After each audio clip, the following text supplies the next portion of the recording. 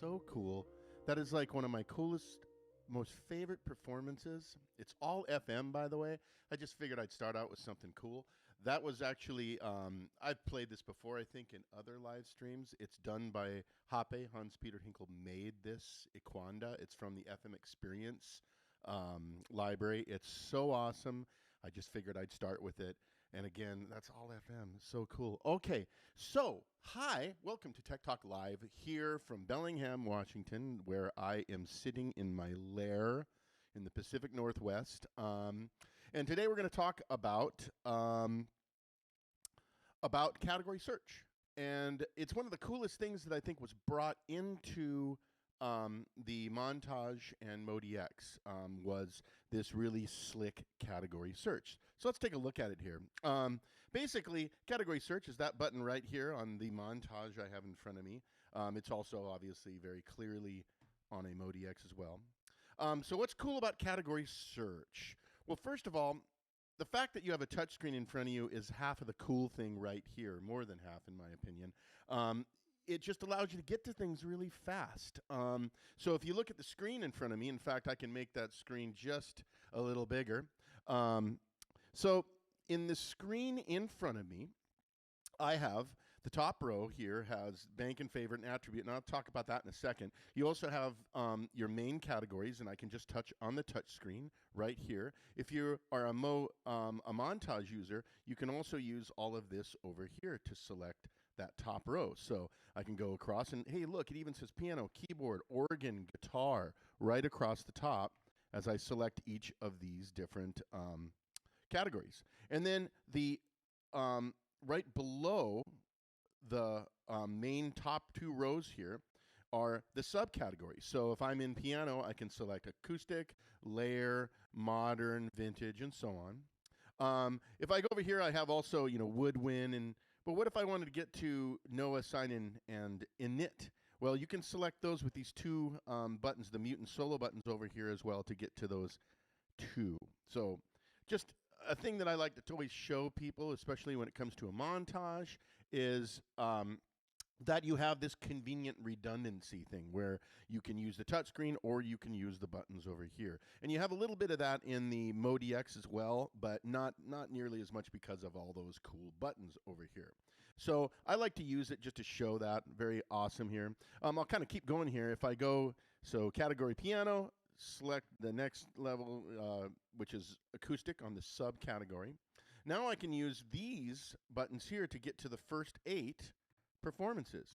Just select them just like this. And if I want to bank down, right here it also says page, so I can move down and up and down to select the category. So basic category search skills right here. Now another thing I like to show on the category search is just the bank favorite area. The thing that's slick about the bank favorite is that you can go over here and select whatever you have installed and also preset things, users, and so on. So I'm sitting here looking at this, and I can select just preset, so I can just look at just preset content. I guess it was maybe OS 2.0, I think, is when we added all of the Motif XF performances. Now, we had all the voices that showed up as single part performances in the montage at launch, but then as we move forward, we knew we wanted to give you all of the cool Motif XF performances, so we added those in here, and you can get to those immediately right here. Here's all the user bank, anything I've saved in a user bank, and then any installed libraries like Montage Expanded. Hey, that's free. If you don't have that, you need to go and get it. It's actually over on YamahaMusicSoft.com. Go to synthesizer libraries, just navigate to it and get that Montage Expanded. It's from Cool Webinars, which is Hans-Peter Hinkle's business, and he also did some stuff with easy sounds on that, great sounds in that. The free Bosendorfer library, go there. There's a little promo code when you download. You get that for free too. Now, it's things that cost some money but are totally worth it. FM Experience. I love that library. That's from Easy Sounds. Buy that. That's the first thing you heard on this this live stream, not podcast, live stream. And then there's also FM or Fat Analog 3 also from Easy Sounds. But again, that's the category search in here, being able to get to under this main here, bank favorite, to navigate to whatever I want to see in here. Now, I want to show you something in here too, one that's called favorite. I went past that at the beginning. See where, let's say I'm over here and I grab, like, I don't know, CFX plus FMEP2, and underneath in the category search display, I decide I want to set that as a favorite. You'll notice a little star shows up right there. Or if I will go to CFX FMEP2 number 2 here, I've set that now too. So when I go to bank favorite and I just say favorite, all I see are just the favorites that I have tagged with that star. And I can unclear all of them. I can unset whatever I want to do. If I don't want this one here, unset it. Or if I just want to clear them all, I just unclear. Are you sure you want to do that? Maybe I don't want to do that. But you get the idea. So that's the first kind of piece of this main category search page. Now you also have attribute. Okay, attribute is one of the coolest parts of this, especially when you are trying to find things or just only look at certain types of performances. So for example, a lot of people buy Montage or MODX because of the FMX engine. That's their primary reason. They want the cool synthesizer. So what if I just want to see those? I don't want to see any of the AWM2 content. You touch right here, and now all I see are just FM performances. Or if I go down here and I touch single. In fact, before I go to single, let me show you something here. Another thing, a clue to whether or not you have either a single or a multi-part performance is looking in here and saying, oh, what does the blue mean? What does the green mean? Okay, anything that is a blue performance is a multi-part performance, so more than one part. Anything that is a single part performance is just a single part performance. Now, a single part performance are cool because performance can be up to 16 different parts, and you can use those in different ways. You can layer them, you can split them, you can have ARPs things, or you can use them as a multi-timbral construct. That's a cool word, I guess. So especially really cool because now we have the pattern sequence in here. I like to find these things as just single parts. So how do I do that? I'll go down here. I can look at things like anything that has the motion control flag, so MC, anything a single part, seamless sound switching, anything that does that. I'll show you that, kind of a cool thing about that. But if I go here to single, now all I see are just the green ones, just single part performances. So if I'm in here and I say, well, I want to touch CFX stage right here, that's all that I see is that single part performance in there. And indeed it is a single part performance because I put the attribute as single. Now I'll show you another interesting thing here. If I go over here to init, now there are 4 inits. There's init AWM2, init normal FMX, init drum, but there's one more that's missing here. What is that one? That one is the multi-part, but it's not showing up because I put the attribute as single. Well, if I turn that off and say all, you'll notice when I go back to init, that one shows up right here. So just to give you some pointers or some clues as to where to find certain things in here. It's cool. And look, I have these, I can see all the things. I see Charmaine, I see Dom, I see a lot of people from Yamaha here, but there's also some people here. Hey, if you have any questions, ask them. Hopefully you won't ask anything like, FM, why? Please explain. That would be a long one. But if there's one that's pretty quick here, I'll do my best to answer it. Moving right along. Okay, I'm going to go to a live set because I have these sort of set up to show you how I like to use the category search in here. And I'll do 4 things in here. One of them is build a performance. One of them is showing you kind of element and category and ARP category search. I'll show you that in this guy right here. I'll show you something that's really cool about adding a part from a performance. And then I'll show you kind of some tricks on using that multi-GM init to create quickly a multi-timbral construct and sequence with it.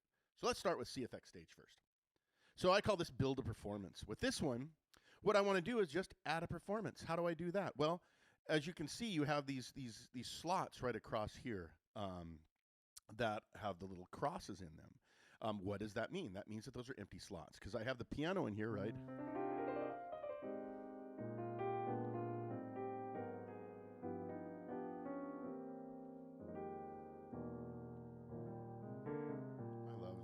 CFX stage single part piano because it's killing.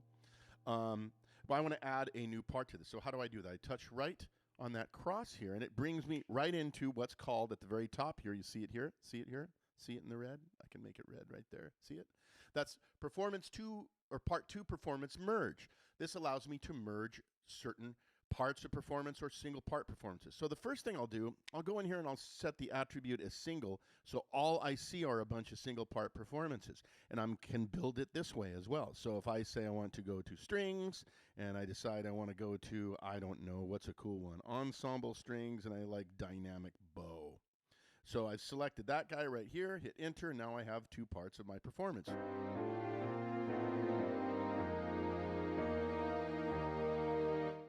Now, at that point, by the way, just to kind of give you some navigational skills here, what I like to do is I like to touch on a montage. I go to part control.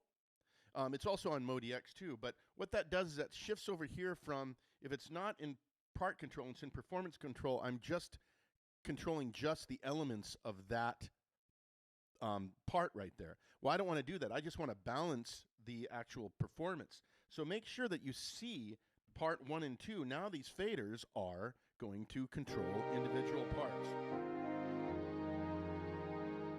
So I can turn up and down.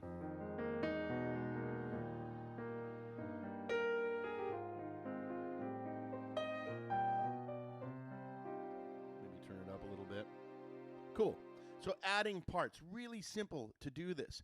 I just select right here on that cross once again. Now I'm going to go in woodwinds, and we'll add something like, I don't know, what's a good woodwind sound? How about just woodwind? I'm digging the woodwind quartet. So once I've selected that one, now I have the third part added. I want to solo this part because this is just...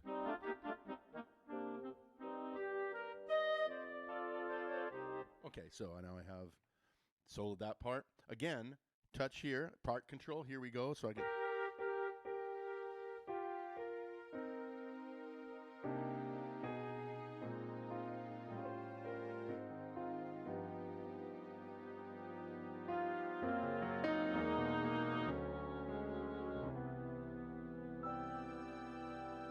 Cool. Building a performance. Again, that's that performance merge using category search to do that. So cool. All right. Now I want to go over here to element and arpeggio category search. Check this out. So I'm going to drop into this one. Now I created this. This is called single element synth. So I'm going to select this part. How do I select a part? Either touch right in the screen, right? And it drops me into edit or category search if I wanted to replace that part. Or I can just select it using the part select buttons over here as well on a montage. So if I have this selected and I hit edit, it's going to drop me down into, see at the top there, see it right there, see the red? Edit part 1 common. So now I'm just looking at that part. Okay, that's almost at the very foundation part of the performance. The foundation part of the performance goes right here though, to the element level. Okay, so I'm going to go over here to oscillator tune and look at this single element. Now in here, what I've done is I selected one of the preset elements. It's element number 2058, pad strings, pulse width modulation string stereo. Now if I touch on that, that also brings up category search. Another part of category search is this element category search. Now I'm looking at every single waveform in the preset area here. Now I could also look at different parts. I could look at where different elements from different libraries that are installed or anywhere. I'm just going to look at everything right now. And I'll select this one and I'll move this over and I'll select maybe...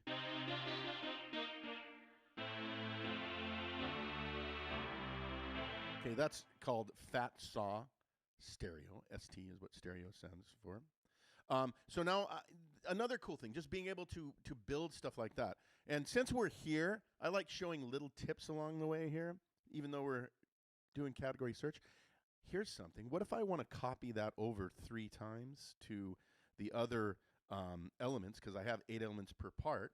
So I'm going a little off topic here, but check this out. Shift, edit, boom. Now that gives me this cool element 1 to element 2. So I'm going to copy element 1 to element 2 first.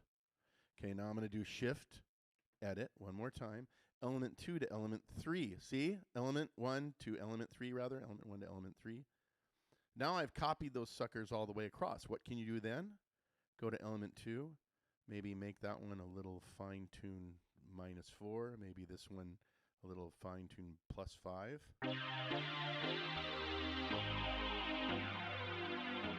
So I have this kind of cool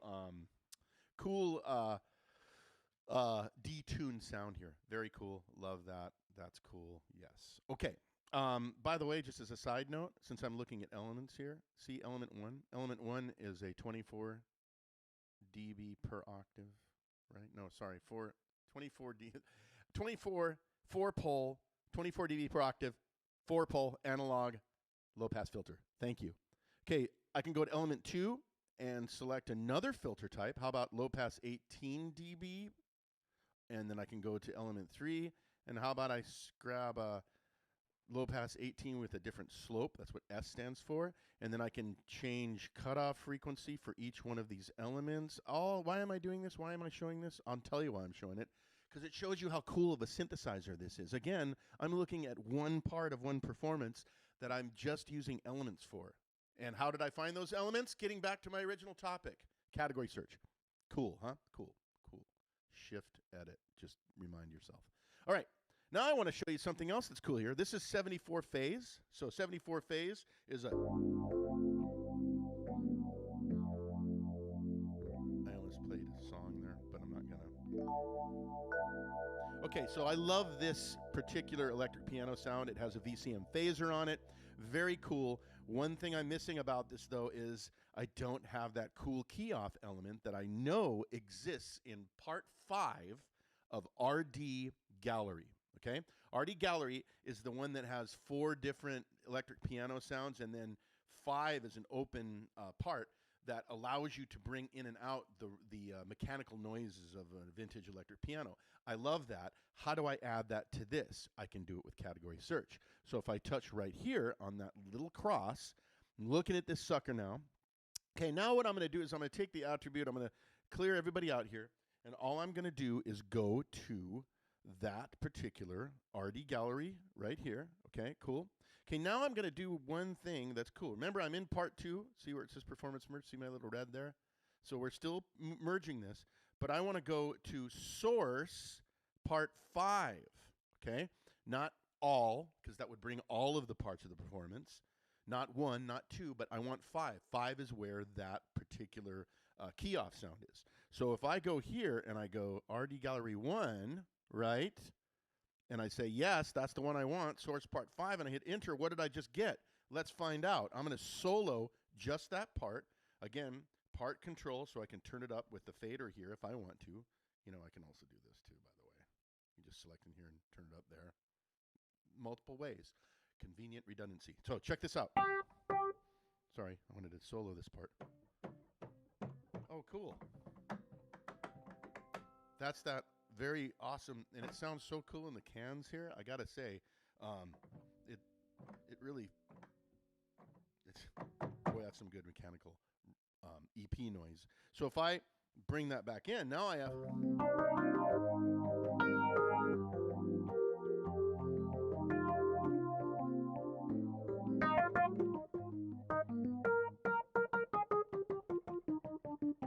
Again, so there you go. Performance merge, but with, again, one more time, again, part 2, source, part 5. That's how I did that. Cool. Another way to use category search. Okay, the last thing I'm going to go here is to the multi-GM one. Now, I want to show you something. In fact, this was a funny story. I was talking to one of my good friends who's one of our district managers, who's also a keyboard player, and I was talking to him about what I was going to do today on this Tech Talk Live event here on YouTube. So what I was going to do is I told him I'm going to do this thing with multi-GM, and I'm going to set up a multi-timbral construct here for use in sequencing and so on. So what people run into, and I'll show you what it is. I'll do it right now, in fact. I'm going to build a multi-timbral construct here. So I'm going to select part 2 first. And oh yeah, this is cool. And I want to go in here. And it's cool. I have these guys here mixing with part. I want to show this off too, because this is an important piece here. You can choose to bring in the mixing parameters of that performance you're bringing in, or the ARP and motion sequence, or scenes, or whatever. This one I've chosen to turn them all off. I'm just bringing in, you know, as generic of the sound that I want, I guess, is whatever I'm trying to say, which probably isn't exactly what I was trying to say. But what I want to do is I'm going to go over here to attribute single, and I'm going to go over here to bass, right? So I select a bass. I'm going to go to electric bass, and I certainly do love this one right here called Vintage JB 1 and 2. And look, sure enough, it has brought in this Vintage JB. Now, because I've directly selected that part, I don't have to have the keyboard control on. You know, if I went to the top, I'm still just playing the piano in part 1. But if I directly select this part, I just hear just the bass sound, right? Okay, now I'm going to go over here and I'm going to add something else. Let's say I'm doing it like this. Check this out. I'll show you what the pitfall is in a second. I'm going to add a drum kit. Sure, fine, whatever. Drum kit. Jazz brushes kit. That's great. Okay, you get kind of excited here and you go like, oh, cool, awesome. So I select this part, but what did I do? I went over to category search at this part. And I said, oh, I'm good. I'm doing this. This is awesome. I'm going to select a bass part.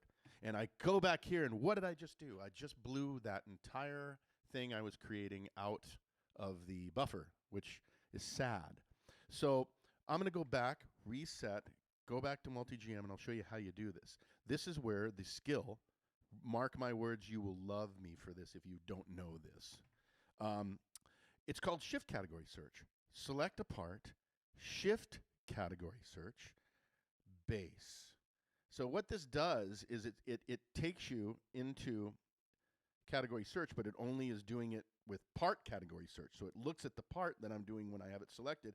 I have shift category search. It doesn't take me into the overarching category search, which then blows out the thing. It just is doing it within the parts. So you dig? Hopefully you dig. If you don't dig, you can say in the comments that you don't dig. You do dig, though. I know you do. Bass, electric, vintage, yes, right? Part 2, shift category search, drums, percussion, real jazz brushes kit. I love that one. Let's go to part 4, not category search, but shift category search. What's the one? What was it that Michael Patrick, he was playing everybody's favorite sound, the nylon string.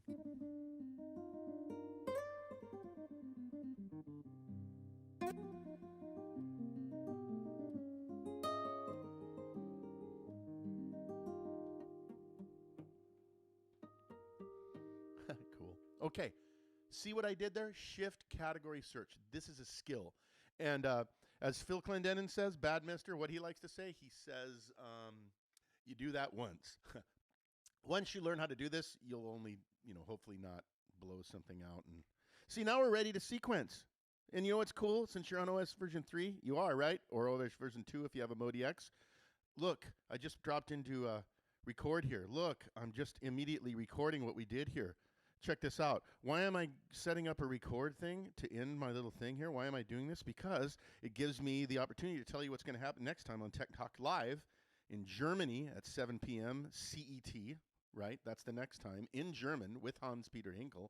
And with me, next week at 1 o'clock, we're going to start talking about the pattern sequencer and just ways to record. Actually, we're going to talk about ways to record and all the things you can do, but we're going to move into other things with this cool sequencer here. So I'm in here, and I can start recording right now. See what I did? I just dropped into record rehearse mode. And I don't want that track. I want this track.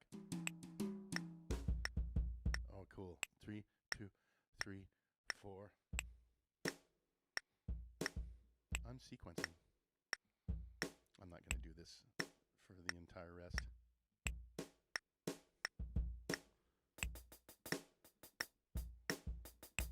But it is cool to be able to do this using category search to build my multi-GM, switching to a bass.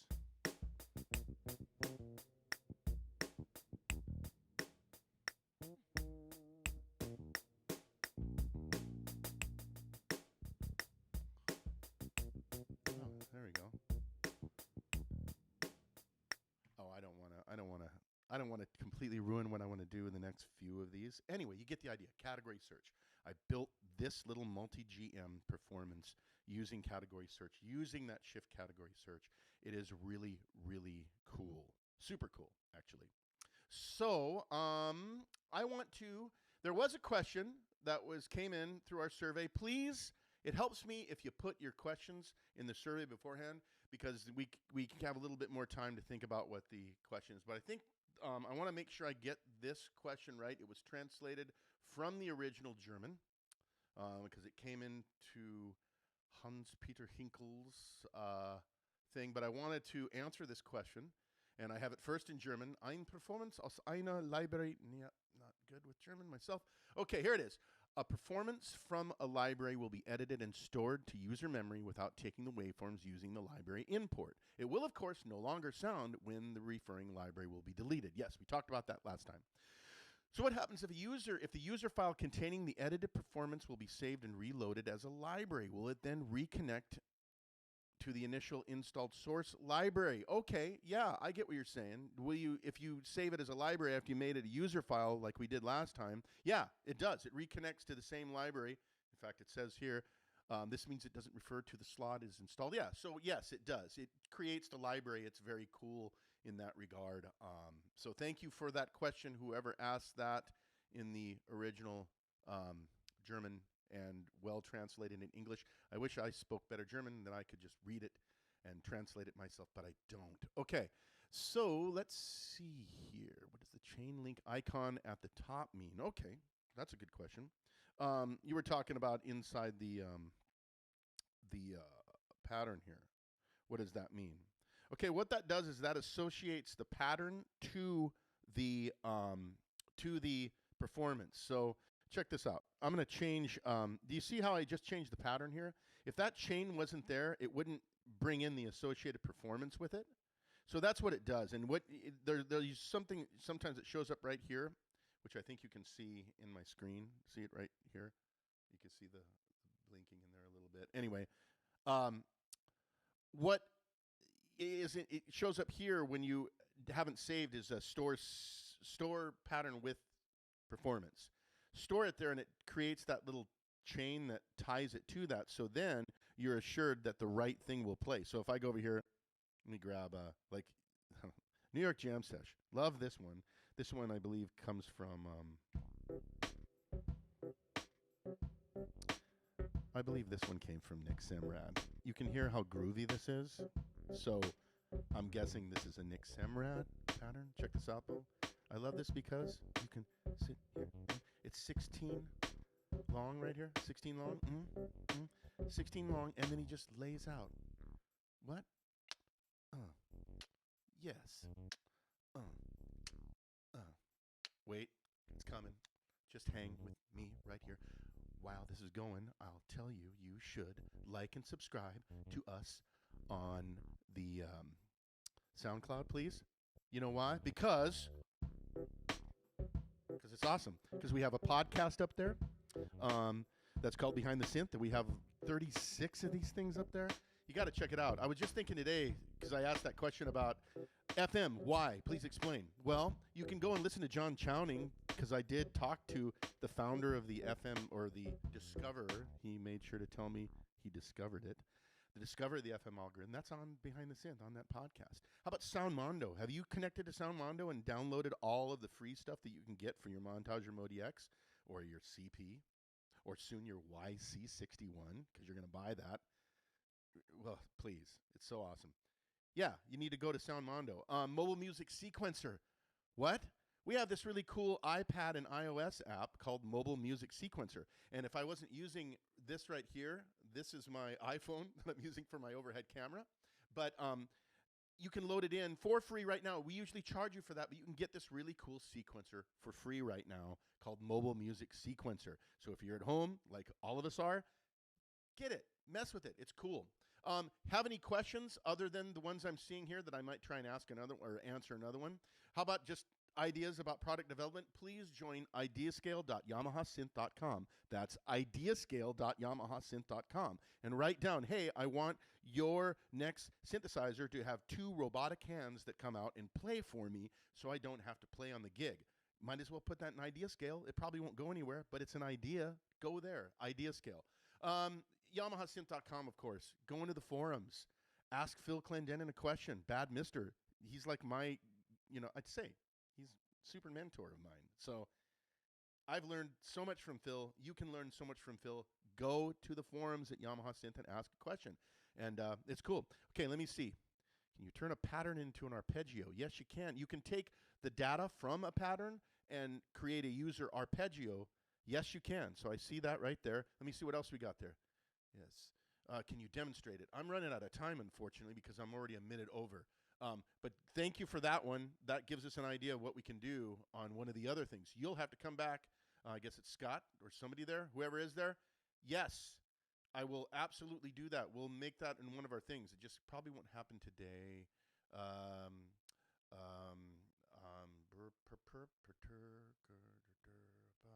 um, some of these are interesting. Some of these are huge debates about technology that I don't want to get into. But I'm running at the end of my program here. I'm just looking at this here. Robotic fingers has already been done around. That is correct. Yes, you are correct. Robotic fingers did happen. If you saw that, hey, go look at the Reface robot. Just Google it when you're done with me. Or do it now if you don't want to see this anymore. I don't want to see this anymore. You should see this hair because it hasn't been cut in a while. Okay, I am getting close to the end here. There's Tony Escueda. Thank you, Tony, for saying maybe we can do an article. Yeah, about exactly, was that about robots? Anyway, I think that this has gotten to the end of my Tech Talk live stream for today. What is today? The 21st of April. Thank you so much for watching. There's more coming next week, same time, same bat station here, or we call it Rottingham Corners. That's the name of my domicile in the Pacific Northwest. You can ask questions about that one. Why is it called Rottingham Corners? I'll tell you. It's because we had a bunch of trees here that had apples on them, and we were away for a while, and some of them fell and they rotted, and we named it Rottingham Corners.